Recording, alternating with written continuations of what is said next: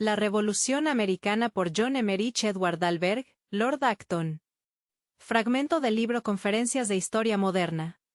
El movimiento filosófico y cultural de la Ilustración y su fundamento racional y humanitario contribuyó mucho al bienestar de la humanidad, pero poco para promover la seguridad de la libertad. El poder se empleó mejor que antes, pero no abdicó.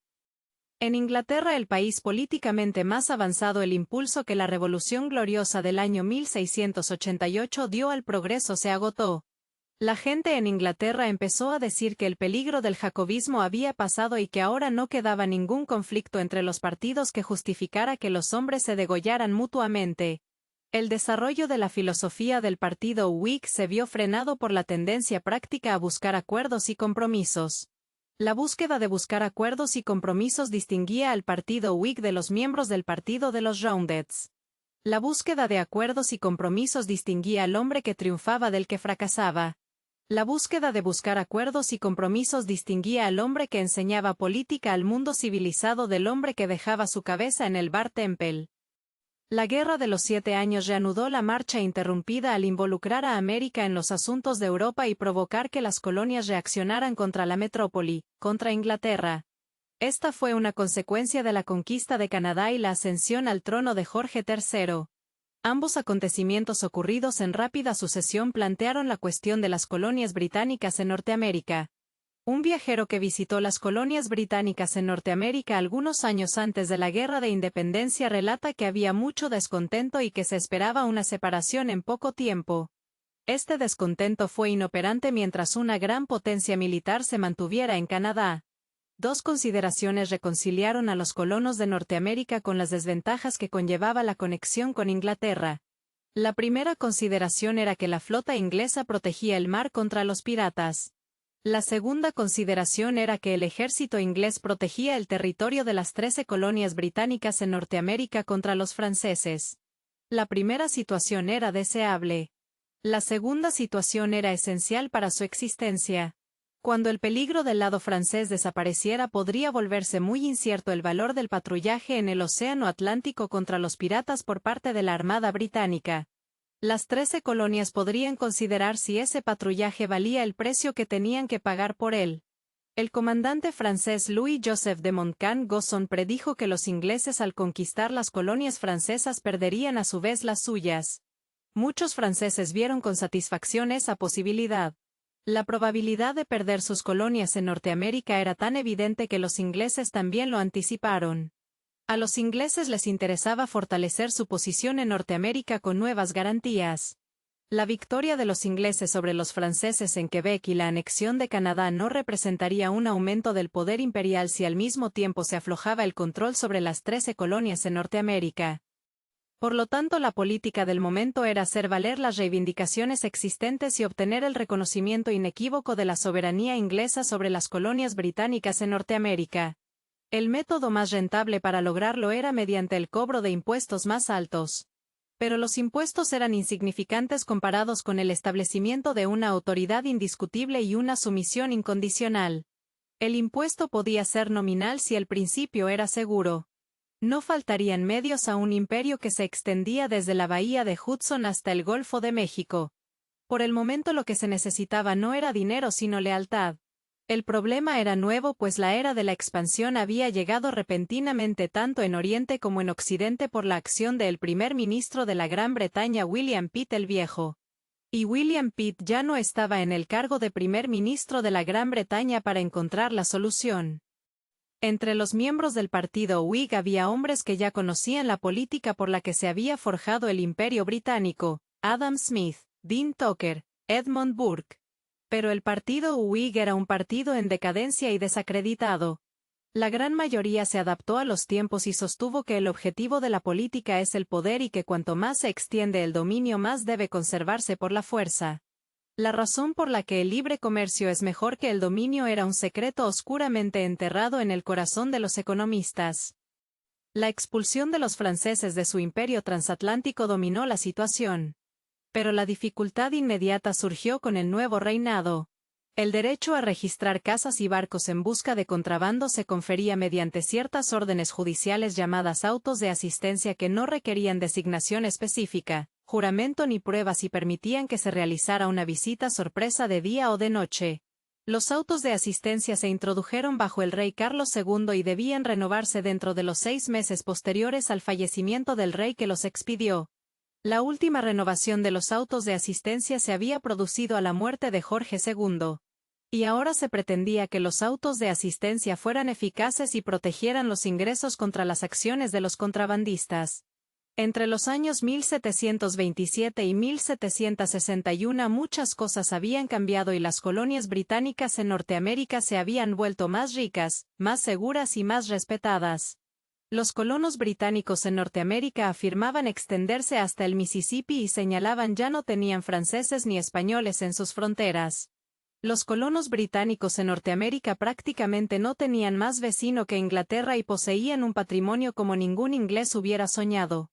La letra de la ley o las prácticas de la generación anterior no constituía un argumento convincente para los herederos de una riqueza y un poder desmesurados ni los convencía de que debían salir perdiendo por la ayuda que habían brindado contra Francia. Los juristas estadounidenses argumentaban que esto era válido según el derecho inglés pero que no podía aplicarse con justicia a las colonias británicas en Norteamérica. Más aún en las colonias británicas en Norteamérica no existían las mismas garantías constitucionales que en la Gran Bretaña.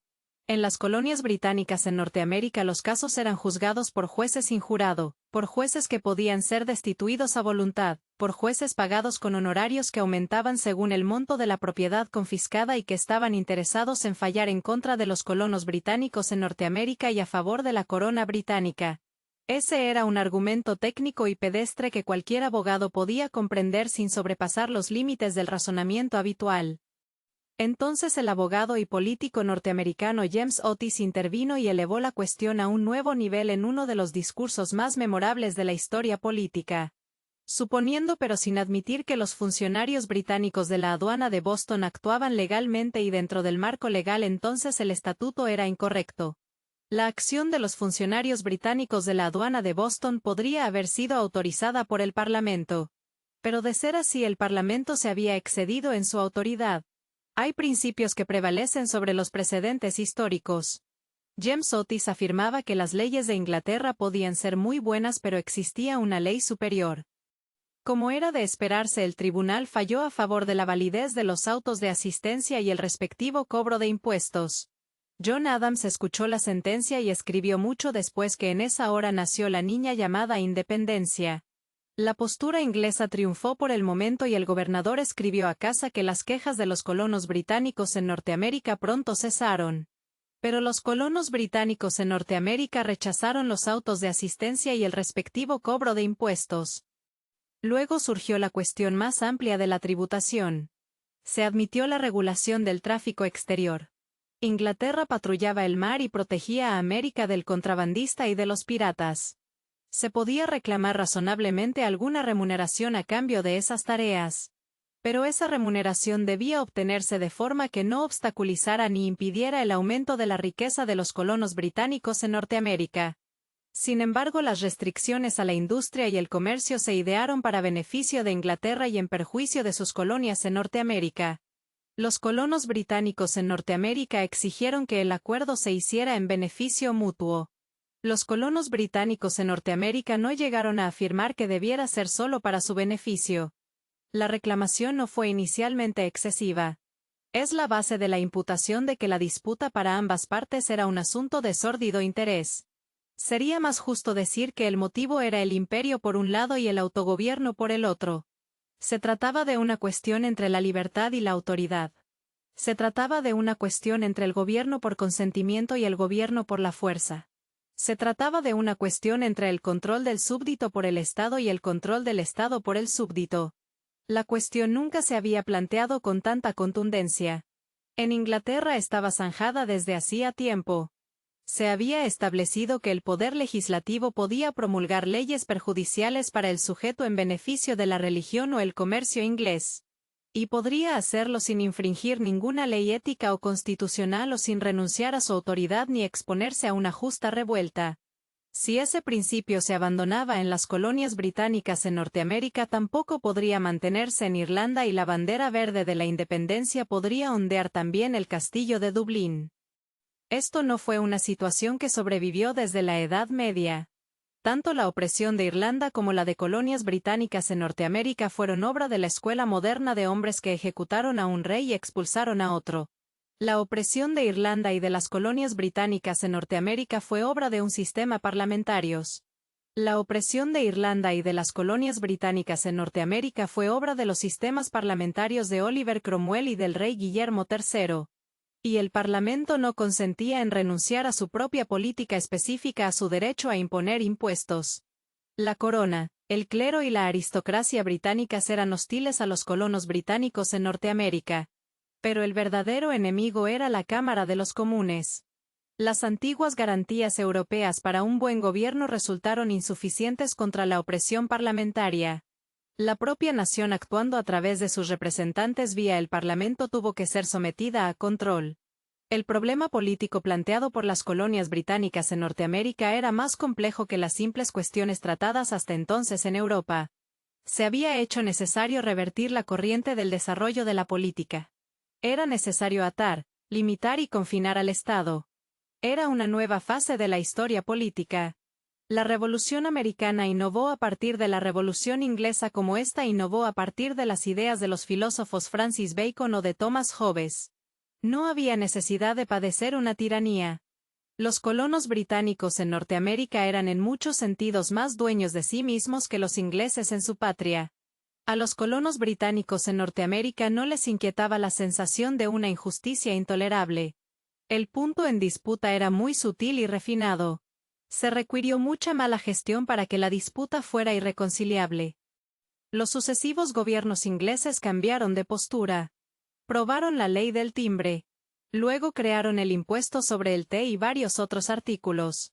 En algo fueron consecuentes los gobiernos ingleses, nunca abandonaron el derecho a recaudar impuestos. Cuando los colonos británicos en Norteamérica instigados por Patrick Henry se resistieron al uso de los sellos, el Parlamento británico cedió en esa medida en particular, pero declarando que conservaba el derecho de imponer otros impuestos. Luego el ministro de Hacienda de la Gran Bretaña Charles Townshend impuso una serie de impuestos sobre las importaciones que apenas generaron unas 300 libras. Esos impuestos fueron eliminados por el miembro del Parlamento Frederick North, Lord North. Entonces se ideó un ingenioso plan que reforzaría el derecho a la tributación pero que no afectaría a los bolsillos de los colonos británicos en Norteamérica y de hecho les generaría ingresos en forma de soborno. Se permitió a los comerciantes de la India transportar té a puertos de las colonias británicas en Norteamérica sin pagar peaje en Inglaterra. Más aún se suspendieron las leyes de navegación para que la gente de Nueva Inglaterra pudiera beber té barato sin contrabando. El impuesto en Inglaterra era de un chelín por libra de té. El impuesto en las colonias británicas en Norteamérica era de 3 peniques por libra. El impuesto de un chelín se condonó de modo que las colonias británicas en Norteamérica solo tenían que pagar un impuesto de 3 peniques en lugar de 15. El bebedor de té de que vivía en la ciudad Boston obtenía el té más barato que el que vivía en la ciudad de Bristol en Inglaterra. El sistema fiscal de Gran Bretaña hizo un sacrificio e incurrió en una pérdida para complacer a los colonos británicos en Norteamérica descontentos. Si era un agravio pagar más por un producto, ¿cómo podría ser un agravio pagar menos por el mismo producto? Para embellecer aún más la situación se propuso que los 3 peniques se recaudaran en los puertos británicos de modo que los colonos británicos en Norteamérica no percibieran nada más que el regalo, nada más que el grato hecho de que su té fuera más barato y se ahorraran por completo el sabor amargo de su interior. Los colonos británicos en Norteamérica tendrían té barato aún pagando el nuevo impuesto. Pero el impuesto de 3 peniques al té desmembró al Imperio Británico. 12 años de renovada contienda siempre con formas diferentes bajo diferentes ministros dejaron claro que la opinión de la metrópoli británica estaba decidida. Los colonos británicos en Norteamérica se volvieron cada vez más obstinados a medida que depuraban la sórdida cuestión de intereses con la que habían comenzado. Al principio los colonos británicos en Norteamérica habían consentido las restricciones impuestas por las leyes de navegación. Pero ahora las rechazaban. Uno de los barcos de té en el puerto de la ciudad de Boston fue abordado por la noche y las cajas de té arrojadas a las aguas del Océano Atlántico. Ese fue el suave comienzo de la mayor revolución que jamás había estallado entre los hombres civilizados. La disputa se había reducido a su expresión más simple y se había convertido en una mera cuestión de principios. El argumento de la Carta Magna, el argumento de la Constitución, el argumento de los estatutos de colonización, el argumento de las leyes vigentes fueron descartados.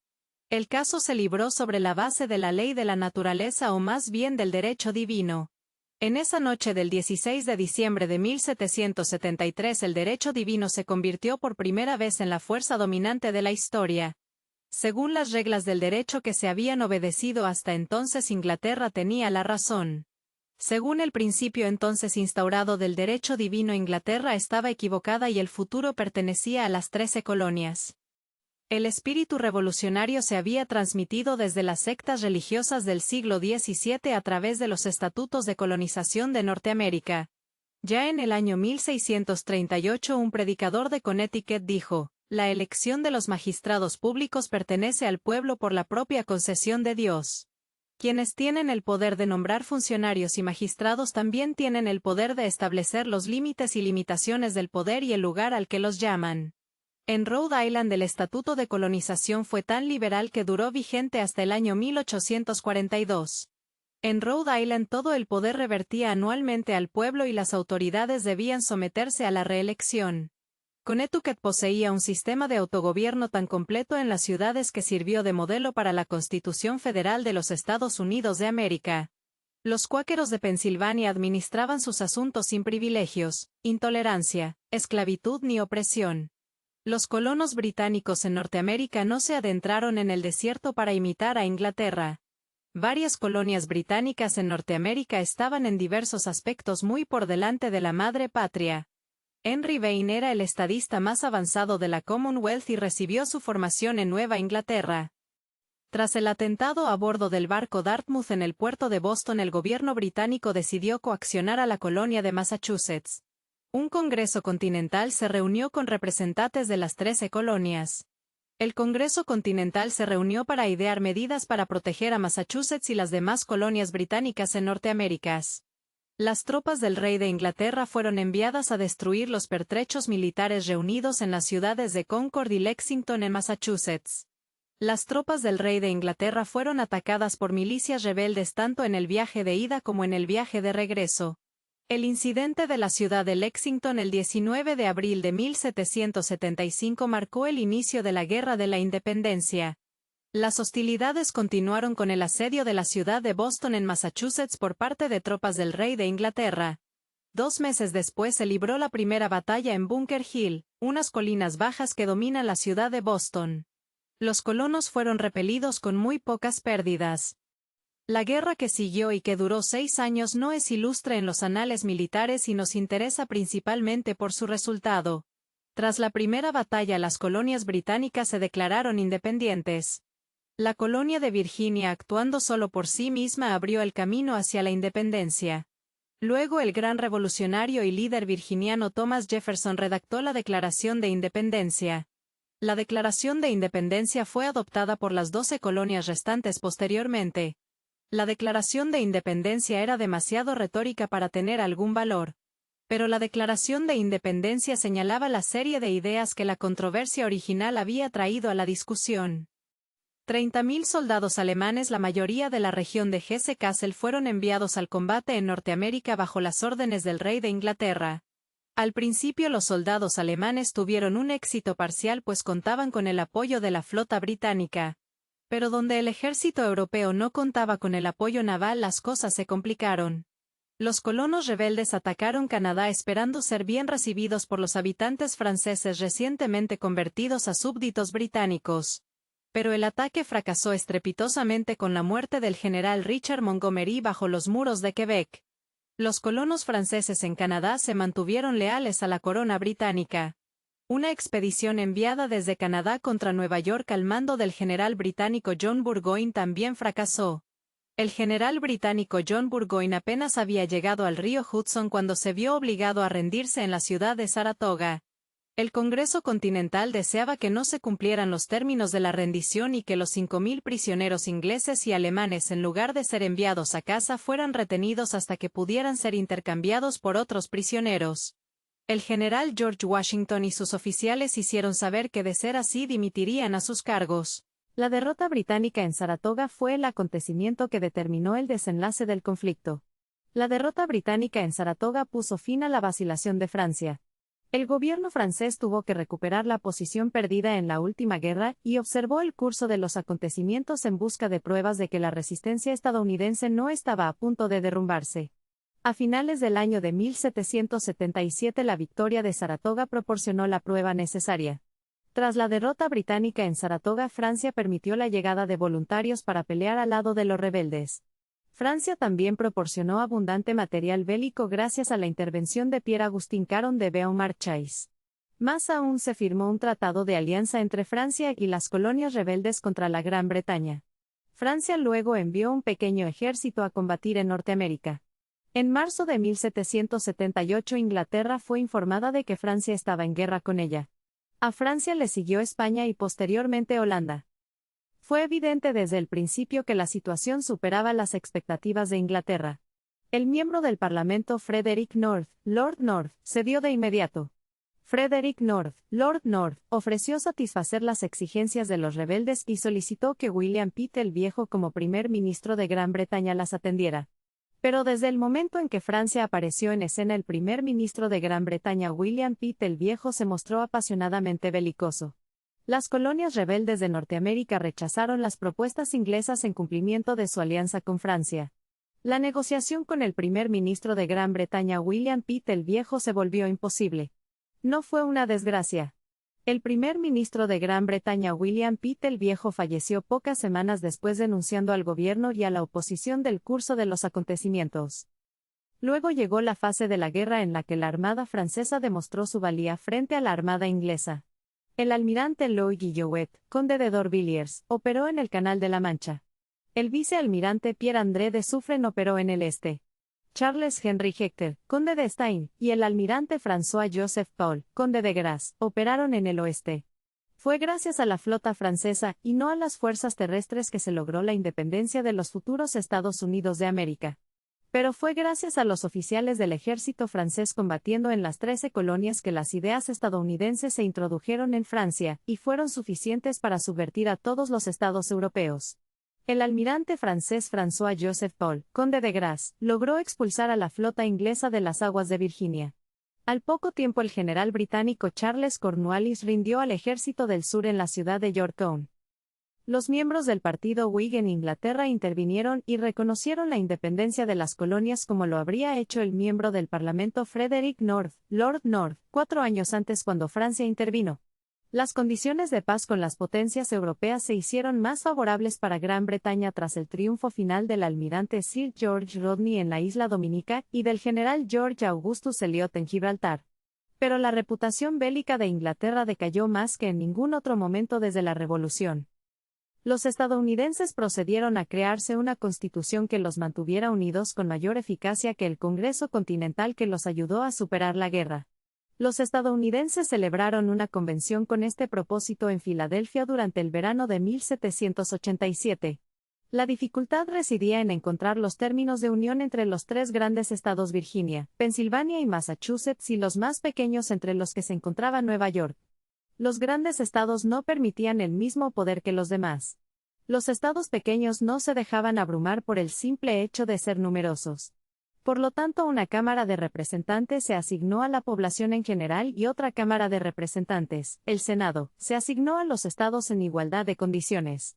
Todo ciudadano quedó sujeto tanto al gobierno federal como al de su propio estado. Los poderes de los estados fueron limitados.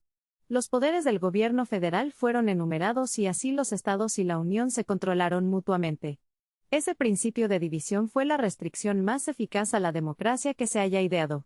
El talante de la Convención Constitucional era tan conservador como revolucionario fue la Declaración de Independencia. La Constitución Federal no abordó la cuestión de la libertad religiosa. Las normas para la elección del presidente y del vicepresidente resultaron ser un fracaso. La esclavitud fue deplorada, denunciada y mantenida. La ausencia de una definición de los derechos de los Estados miembros de la Federación condujo a la guerra civil más sangrienta de la época moderna. Pesada en la balanza del liberalismo, la Constitución Federal de Estados Unidos de América tal como estaba era un fraude monstruoso. Y sin embargo, gracias al desarrollo del principio del federalismo ha producido una comunidad más poderosa, más próspera, más inteligente y más libre que cualquier otra que el mundo haya visto.